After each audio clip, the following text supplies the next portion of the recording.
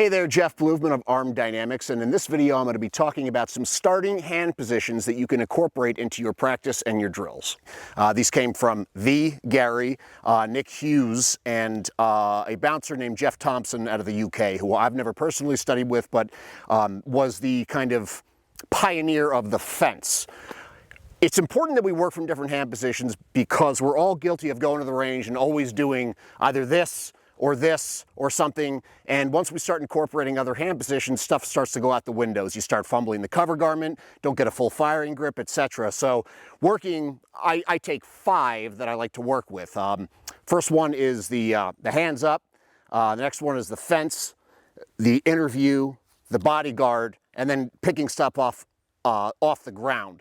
You can then increase the difficulty of this by adding a cognitive load, being have people read whatever it is. Usually when I'm training people, I'll have them, I'll tear the back off of a cartridge box and have them read it, and then they'll kind of start reading it and look at you like, when are you going to call threat or up or whatever the, the command is to execute the draw stroke and get rounds on threat. And I don't give them the up command, and they'll be like, and they go back down, and you could tell when they start to get that cognitive load going because they start to read it, and they're like, and they say up, and fucking everything kind of goes out the window. And obviously this is done in a safe environment, but it's to illustrate both the importance of working from different hand positions and also starting to get a cognitive load, because in the event that we have to use some sort of lethal force implement to protect ourselves, our loved ones, or an innocent third party, should we know the totality of the circumstances, it's pretty friggin' important that we do that with some sort of stuff going on in our mind, because if I knew that I was going into a gunfight, I would avoid that place altogether. And also, life happens. You're going through the parking lot of the Target, whatever, and you're thinking about the bills you have to pay, you're thinking about how the car needs gasoline and stuff like that, and then boom, something happens.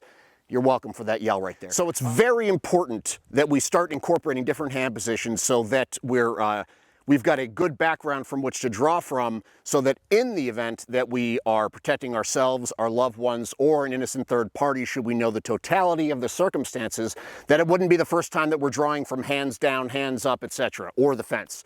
The first hand position that we're going to be going from is the hands up position. My hands are towards the sky. Somebody just basically ambushed me and I am pleading. You'll notice that the hands go straight down and defeat the cover garment, and I'm building a full firing grip from the holster. This is where we establish grip and maintain that for the rest of the shooting cycle.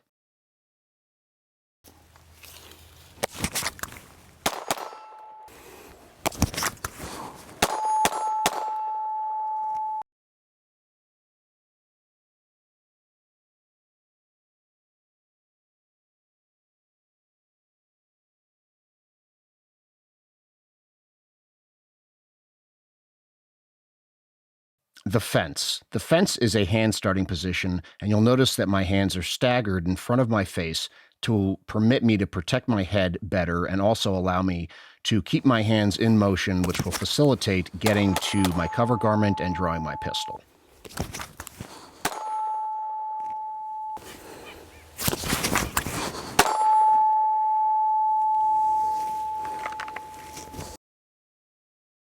The interview hand position is where I take my dominant side forearm and lay it across my rib cage, while simultaneously bringing my support side directly on top of that hand. Notice that they aren't actually locked into position, which will allow me to keep those hands more free when I bring them across and away from my body, facilitating draw stroke and allowing me to protect myself.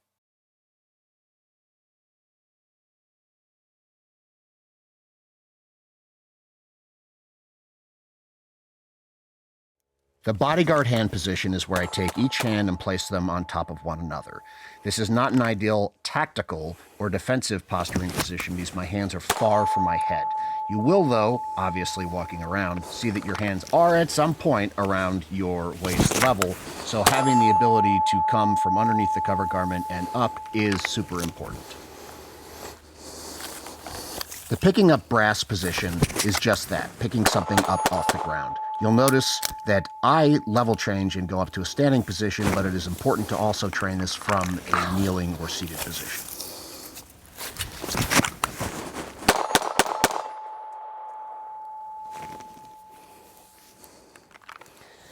Thank you so much for watching. I'm Jeff Bluvman of Arm Dynamics. If you are interested in hosting a class, go ahead and email me, jeff@armdynamics.com, and I will travel to you to train in all sorts of really important life-saving skills.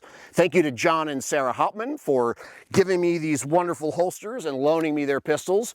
If you are interested in a holster, which you should be, and one that is incredibly concealable and high quality, go to filster.com. Thanks. I'll see you next time.